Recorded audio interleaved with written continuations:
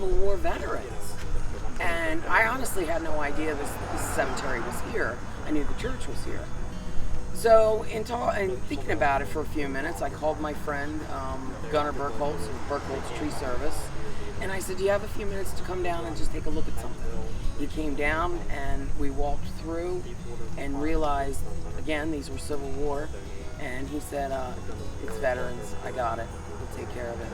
And it was just literally one phone call, and he had it done and picked up in a week. And then after that, things just started rolling. So Beth called me. We came out here and we seen a few storm-damaged trees that blew over in the straight line winds. They just literally went across all the graves back there. Honestly, it was nothing different than I seen in the town for the 3 days prior. It was just trees everywhere. When you saw the headstones, what went through your mind?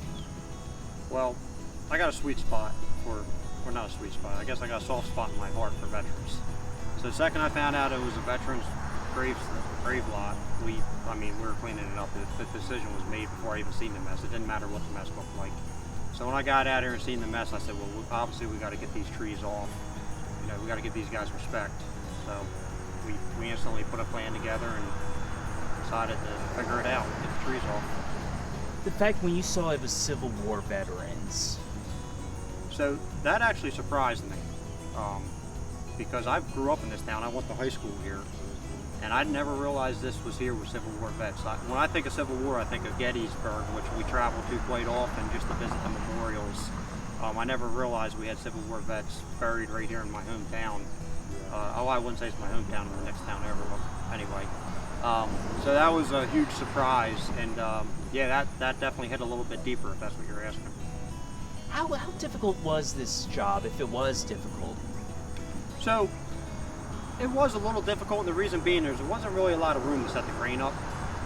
With the crane, you kind of need elbow room to get set up, so there was definitely we had a few little issues we had to get through and work out on the game plan. Then you got graves, so you're worried about running over top of them, and you got to figure out the best approach to get the trees off without affecting, disturbing as little as possible. When you're on somebody's yard, you think the same way, but you really think that when you're working at a grave lot. Veterans give it all. They attempt to give it all right up front. Some come back, some don't come back, but they're, as far as I'm concerned, they're the reason we have life the way we see it. They deal what they got to deal with, and the rest of us, as far as I'm concerned, owes them a gratitude for it. Whether they want to accept it or not, I don't know. That's up to them. But every time I hear of a veteran, I shake their hand and thank them. I just did it with the pastor, actually. He can confirm that.